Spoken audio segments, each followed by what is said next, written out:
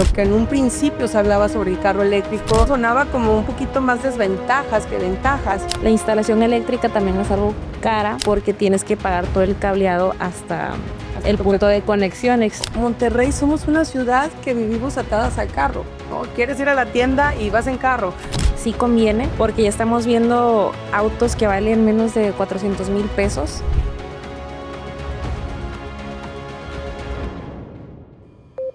Hola a todos, bienvenidos y bienvenidas a un episodio más de Tendencia Global.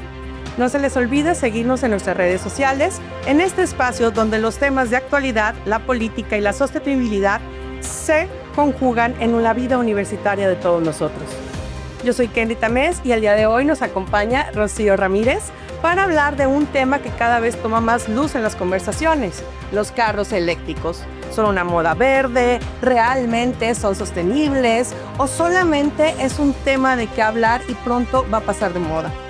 En el mundo que vivimos, donde cada vez queremos dejar atrás el uso de las gasolinas y los hidrocarburos, es necesario saber si esta tendencia al uso del carro eléctrico realmente nos va a generar o nos va a llenar de todos los beneficios que en un primer tema es lo que estamos viendo.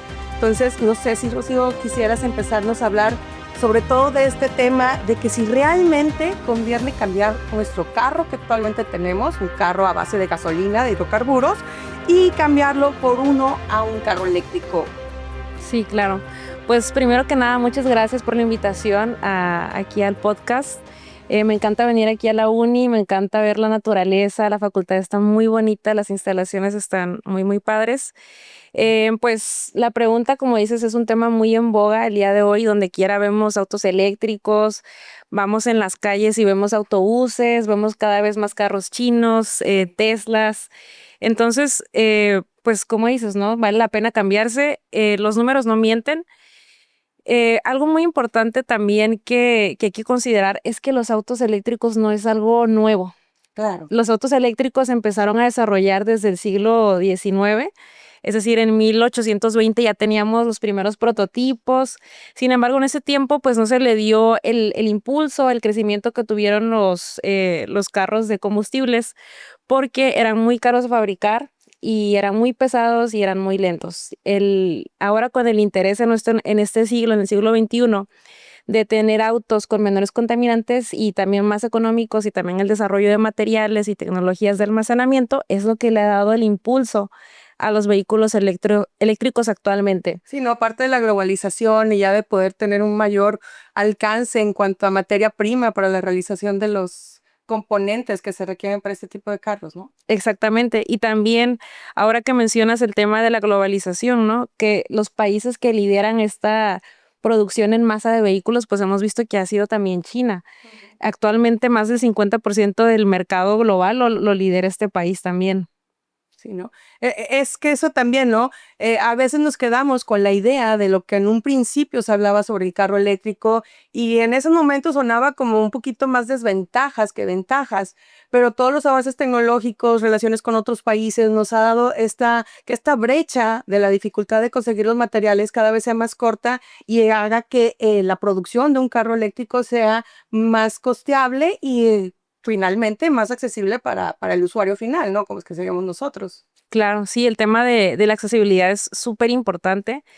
Y también otro tema que vale la pena mucho mencionar, y yo creo que es una de las principales críticas que me ha tocado escuchar desde que yo era estudiante, era si en realidad era sostenible tener un carro eléctrico, ¿no? Porque mucha gente dice, oye, pues ¿de qué sirve que tengas un carro si la electricidad que estás utilizando pues igual viene de fuentes contaminantes, ¿no? Pero hay estudios que justamente demuestran que aunque la matriz energética predominante sea de combustibles fósiles, como también aquí lo es en México, incluso algunas matrices de algunos estados de Estados Unidos, donde la mayor parte de la energía viene de carboeléctricas, aún así los vehículos eléctricos e híbridos conectables producen menos emisiones que un vehículo de combustión interna. Sí, no, porque como que era el tema más común, bueno, En lugar de tener fuentes móviles, que son los carros, al emitir el CO2, pues lo único que estoy transfiriendo es una fuente fija, que es el generador de la energía eléctrica, y el carro ya no me produce emisiones, pero sin embargo en la fuente matriz sí. Sin embargo, como dices tú, ¿no? Ya viendo cuánto rendimiento tienen también los carros, cuánto kilometraje puedo recorrer por cada kilowatt contra cuánto kilometraje por cada litro de gasolina, pues ahí vemos donde aún así, aunque la generación de la energía eléctrica no sea tan limpia, es menor el impacto que va teniendo el uso del carro eléctrico. Ahora, si la unamos a que también ya los países están transitando a generaciones de energías más limpias, pues ya la utilización del carro eléctrico todavía nos viene siendo más conveniente. Exactamente. Ese es un punto muy bueno. Y otro punto muy bueno también viene inerte en la tecnología, porque la conversión de un motor de combustión interna la conversión a energía en movimiento, pues no es tan alta, es del 20 al 35%, mientras que un motor eléctrico a energía en movimiento anda en 90-95%. Entonces ahí está otro elemento que es la eficiencia. Entonces sí es súper importante considerar eso, y yo creo que con eso desmitificamos uno de los mitos, ¿no? Si es realmente sostenible cambiarte a un eléctrico, y pues la respuesta la tienen los números, los estudios, Claro. y sí, o sea, en definitiva se reducen las emisiones. Ok, y ahora un segundo reto. Ok, el carro eléctrico nos genera mayores beneficios, mayor eficiencia y demás. Y ahora el problema o la otro planteamiento es, ¿y qué pasa con la movilidad? Monterrey vemos que tiene un parque vehicular entre 2.4 y 2.7 millones de carros registrados. Vemos que las vialidades cada vez están más conflictuadas, más llenas, más saturadas, horas picos ya a todo momento. Entonces, particularmente en Monterrey, ok, si los 2.7 millones de carros lo cambiamos a carros eléctricos, o cómo va a funcionar esta parte de movilidad en conjunto con la utilización de los carros eléctricos. Claro, es una pregunta también muy buena, y yo creo que la respuesta no le va a gustar a muchos, porque gran parte de desmotorizar o reducir este tráfico endemoniado también viene un componente muy importante, que es el transporte público. ¿Qué pasa si, como tú dices, maestra, cambiamos estos autos de combustión interna, los 2 millones, por autos eléctricos? Pues si ya tenemos, esto nos dijo un maestro en Brasil, pasamos de tener un tráfico endemoniado a tener un tráfico endemoniado verde. Exacto. Entonces, la verdadera estrategia es en la masificación del transporte, es decir, los proyectos que están en puerta, ¿no? Líneas de metro, mayor cantidad de camiones en las líneas, más apertura, y de hecho lo hemos visto poco a poco. Recientemente se inauguraron unas líneas de autobuses 100% eléctricos, y de hecho una pasa por aquí abajo por Mederos, te lleva hasta Santa Lucía, otros que llegan hasta el Estanzuela. Entonces ahí poco a poco va progresando. Y a mí un ejemplo que se me hizo muy, muy padre fue un ejemplo que se dio en una ciudad en Brasil. Justamente cuando fuimos a este curso en diciembre, nos platicaron de esta ciudad, me parece que era Curitiba, donde se impulsó una iniciativa de transporte público gratis. Ok. Ahí lo que querían hacer era reducir el tráfico, entonces impulsaron transporte público gratuito, que a fin de cuentas pues viene en los impuestos Los que impuestos. pagan los contribuyentes, pero justamente funcionó. A los pocos días de inaugurar estas líneas de transporte público gratuita, disminuyó el tráfico. Entonces es algo que quieren impulsar poco a poco en Brasil. Bueno, y aquí tendríamos la ventaja que Nuevo León tiene una planta generadora de energía a través de la planta de residuos sólidos. Entonces, o sea, sería una opción viable en un momento determinado para Monterrey, ya que puede generar energía a partir de los residuos que los mismos ciudadanos estamos generando, ¿no? Sí, exacto. Y también otra parte muy importante aquí en Nuevo León es que tenemos mucha oportunidad para generar energía limpia. Si bien tenemos muchos ciclos combinados, y como tú mencionas, la planta de Cimeprode, em, podemos transicionar sin problema hacia una matriz más renovable y más limpia. Tenemos potencial eólico, tenemos potencial solar básicamente en todo el estado. Entonces hay mucha oportunidad también para ir descarbonizando la matriz. Entonces, en esta parte que decimos que sí tenemos ese potencial para poder hacer esa transición de una manera ordenada y correcta, ¿qué tanto o cuál es la parte donde juega el gobierno, la sociedad, la agencia de energía? ¿Qué tanto va a necesitar el apoyo y también el interés y el compromiso de cada uno de estos sectores para que esta transición se pueda llevar a cabo? Claro, pues mira, desde la política pública federal hay un interés en transicionar hacia un México pues más limpio. A fin de cuentas, los ciudadanos vemos el resultado en la contaminación del suelo, el aire y el agua. Y justamente en los planes de desarrollo, también en la política energética, se menciona la transición hacia la movilidad eléctrica y baja en emisiones. En el Plan Estatal de Desarrollo también se menciona este tema muy importante. ¿Y qué puede hacer el gobierno? Pues bueno, ya hay incentivos para autos eléctricos, hay opciones para deducir impuestos. También en control vehicular se te elimina un cargo de tenencia. Sin embargo, también el tema de los incentivos es muy criticado porque mucha gente dice, oye, ¿yo por qué el dinero de mis impuestos se va a estar yendo a los autos de gente rica, ¿no? Porque antes, hasta hace unos años, Que ese se es veía otro de así. los mitos, ¿no? Que decían que hablamos de que si los carros eléctricos va a generar una brecha en quién tiene el poder adquisitivo para tener un carro eléctrico y quién todavía no tiene ese poder adquisitivo, y a la par con eso de que los impuestos que todo mundo pagamos, entonces dices, bueno, ¿por qué nada más el beneficiario va a ser el que tiene mayor poder adquisitivo y no todos? Exacto. Sí, yo creo que hace unos años, igual en mi etapa de estudiante, me tocó ver que la gran mayoría de los modelos de autos eléctricos eran marcas de lujo, ¿no? Claro. O sea, autos que costaban de 800 a 1 millón de pesos, y pues esos carros no están al alcance de la gran mayoría de la población, ¿no? Actualmente ya hay otras opciones más accesibles.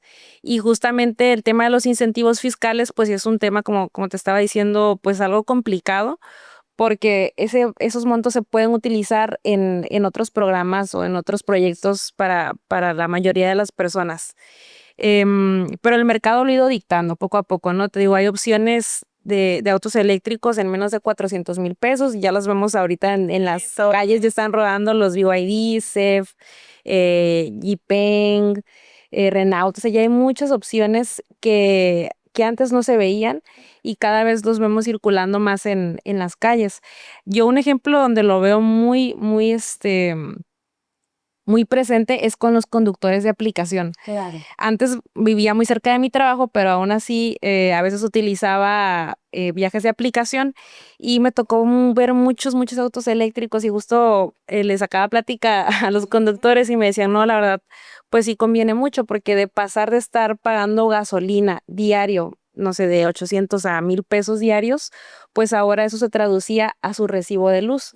Una persona sí me comentó que incluso su recibo le llegó a costar, no sé, pasar de 2,000 pesos al bimestre a 4,000 pesos, pues es un incremento del 100%, ¿no? Pero si hacemos el cálculo de pasar de gastar 20,000 de gasolina a 1,000 pesos más al mes de luz, pues hay un ahorro ahí significativo. Y además, si tú le sumas el tema de los paneles solares, inviertes o financias tu sistema de paneles fotovoltaicos, no sé, 100,000 pesos, pues tu retorno de inversión es 6 meses. 6 meses. Entonces sí es un tema que entre más uso le des al auto, a este activo, y si lo usas como un negocio, pues sí es redituable. Beneficios. Y también yo creo que como hemos ido avanzando en el consumo y gracias, como mencionabas tú, a la apertura de más marcas, más gente queriendo utilizar o que ya están más accesibles estos carros, también Comisión Federal, tengo entendido que ya estaba haciendo también algunos medios o algunas acciones que pudieran beneficiarte, como era el poder ponerte un segundo medidor para poder que tu casa tengas el medidor del consumo habitacional normal, un medidor especial para la electronera o el cargador de tu carro eléctrico, para poder que los niveles de energía no se te suban, porque hay no que estás topado y si subes la tarifa de consumo mensual, entonces ya caes en otra tarifa de costo de kilowatts. Entonces, que era una manera que Comisión Federal también iba a apoyar un poco a esta idea o estos grandes esfuerzos que se están haciendo por mejorar tanto la movilidad como el uso del carro eléctrico. Entonces era una manera de dividir en dos medidores ya el consumo energético para poder que los recibos, vaya, no se alteren de las tarifas básicas en las cuales tenemos un poquito más subsidio Sí. que si brincamos de tarifa, ¿no? Sí, justamente. La tarifa doméstica en México, pues la verdad es accesible. El kilowatt hora anda en 1 peso y algo. Y para el sector comercial anda como en 2 pesos y punto, ¿no? O sea, incrementa al 100%. Esto que mencionas del segundo medidor también ya se menciona en un cambio regulatorio. El año pasado se lanzaron unas disposiciones, los que estamos en el sector eléctrico sabemos de este tema. Básicamente se menciona esto, ¿no? La posibilidad de adquirir un segundo medidor. Y también es un tema importante porque en países donde ya hay una gran parte del parque vehicular eléctrico, justamente ellos ya tienen datos muy interesantes. Ellos dicen que el 90% de las cargas se dan en los hogares y el otro 10% se da le llaman cargas de oportunidad, en sectores públicos. Comerciales. Exacto. Y también en corredores para ir de ciudad en ciudad. Que esa es otra de las preocupaciones que tenemos muchos de los que estamos en esta toma de decisión de sigo con otro carro de combustible fósil o ya me cambié a un carro eléctrico, ¿no? ¿Dónde cargar mi carro cuando salgo? O aquí en Monterrey, que estamos viendo que el crecimiento de la ciudad se está dando de una manera vertical, donde si vives en departamento, ¿dónde vas a cargar tu carro? Donde de repente los estacionamientos de estos departamentos son compartidos. Entonces, ¿cómo le voy a hacer? Porque instalar el medidor o la electronera en mi cajón del estacionamiento, si vivo en una zona departamental, ¿cómo va también a darme los permisos y que los fraccionamientos también quieran acceder a poner esos cargadores? Digo, en centros comerciales ya les hemos visto que también como que la motivación es que dejan los cajones más cercanos a las puertas para carros eléctricos, pero ya cuando vivimos en un departamento, son complicaciones que de repente se presentan, ¿no? Sí, sí, definitivamente. De hecho, ese era mi caso. Yo vivía en una torre de departamentos y justamente es un tema porque la infraestructura eléctrica de la torre ya está dimensionada justamente para los departamentos que ya hay ahí. Entonces, si tú quieres poner un cargador, pues muy probablemente no te van a dejar porque ya está limitado el transformador y aunque te dejen, en algunas torres ya están designados los espacios, es decir, están escriturados para tal departamento es este estacionamiento, ¿no? Entonces, la instalación eléctrica también es algo cara porque tienes que pagar todo el cableado hasta el punto de conexión, exacto.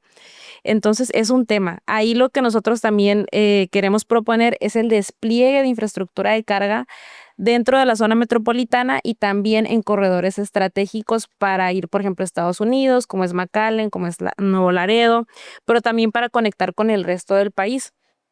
El tema aquí es que lo queremos impulsar desde la perspectiva de carga rápida. Okay. ¿Por qué? Porque eso es un factor de decisión muy importante. Y otro mito que dice, se me descarga el carro y voy a pararme en algún lugar 8 horas para cargar. Exacto. Si nos puedes decir qué pasa con esto de carga rápida, carga normal, o qué hablamos o qué significaría en el uso diario esto de carga rápida. Sí, miren, básicamente la carga, se maneja carga nivel 2, que es carga semirápida, y está la carga rápida, que es en corriente directa. La carga semirápida, como mencionas, pues no es tan rápida. Estamos hablando. No. Exacto, esa es la que tenemos en nuestros hogares, es decir, conectamos el carro y tarda de 8 a 10 horas en tener una carga al 100%. Exacto, pero tú no vas a viajar a McAllen y esperarte 8 horas en una gasolinera, ¿verdad? Vas a aumentar muchas horas a tu viaje. Entonces es ahí cuando entra la carga rápida, que en cuestión de minutos te puede dar una autonomía de 100 kilómetros y ya con eso llegas a tu otro punto de destino. Una comparativa que a mí se me hace bien interesante es con el país de Noruega. Nosotros hemos tenido pláticas con la Asociación de Vehículos Eléctricos de este país y es un caso muy curioso porque ellos tienen una población muy similar a Nuevo León. 5.8 millones, ellos también más o menos tienen esa población. Y ellos justo se enfocaron en el desarrollo de infraestructura de carga rápida. Para que te des una idea, nosotros actualmente tenemos 6 cargadores y eso con un despliegue ahorita importante que hizo una empresa. Ellos tienen 10,000 cargadores de carga rápida. Aquí tenemos muchos de carga nivel 2 en centros comerciales, en algunas agencias, pero lo que en realidad va a facilitar esta transición más acelerada es la carga rápida.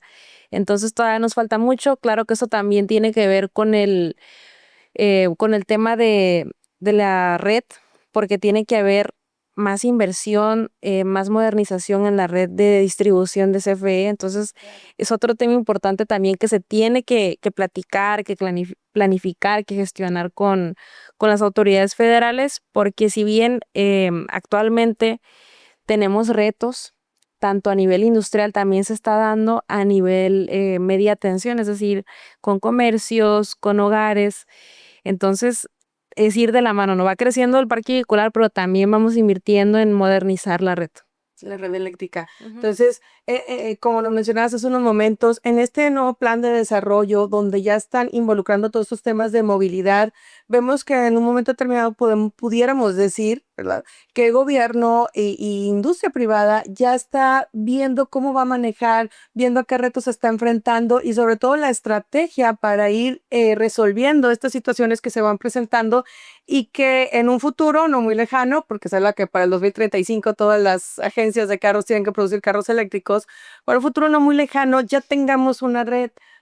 Pero volvíamos a un poquito a la pregunta inicial. Ok, vamos mejorando, hay un plan para esta transición y ir fortaleciendo la red de distribución eléctrica, pero también qué tanto va a influir la cultura del ciudadano. Monterrey somos una ciudad que vivimos atadas al carro, ¿no? Quieres ir a la tienda y vas en carro.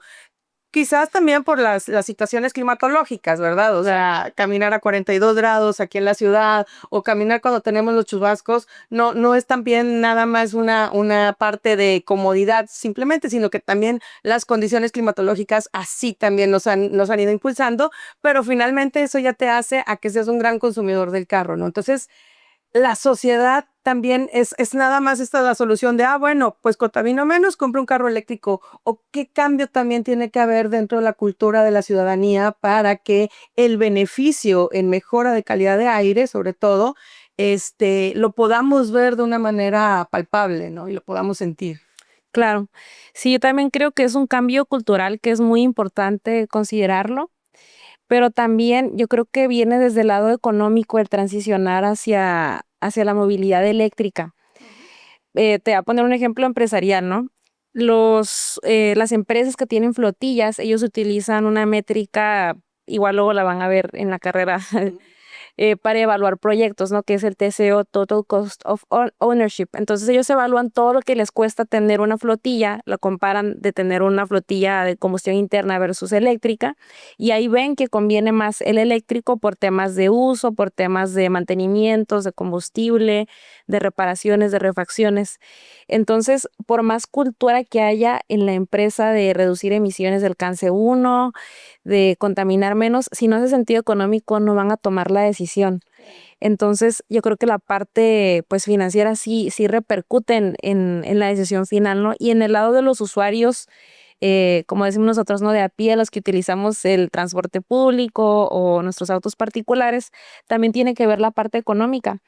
Porque yo tengo amigos que han cambiado a autos eléctricos y ellos han pasado y están muy felices con sus autos eléctricos. Han pasado de gastar, no sé, 1,000 o 1,500 pesos a la semana para sus rutas de siempre, de ir al trabajo, ir al gimnasio, salidas. Ahora, pues, tener que gastar en su recibo de luz, pero no se compara con estos montos tan altos de gasolina. Entonces yo creo que si bien es importante también la cultura de ser más conscientes del uso que le damos a nuestro carro, es también la parte que nos hace sentido, la parte del dinero. Y otro punto que yo considero es tener transporte público de calidad. Claro. Es decir, yo aunque tenga mi carro, yo sé que hay una línea de metro que me lleva desde Santa Lucía hasta la facultad. Entonces yo voy a preferir utilizar esta línea, ¿no?